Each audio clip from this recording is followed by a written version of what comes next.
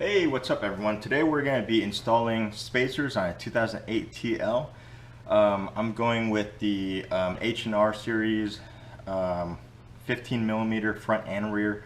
Most people do 15 front, 20 rear. I just want that extra security so I don't have to roll the rears.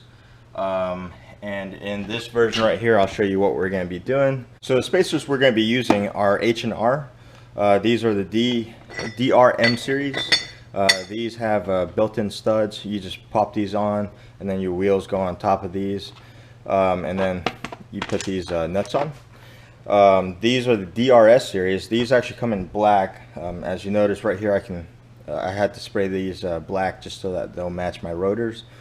And these come with the longer studs, so you have to press out your old ones and put in these new ones for them to work. And that's pretty much it.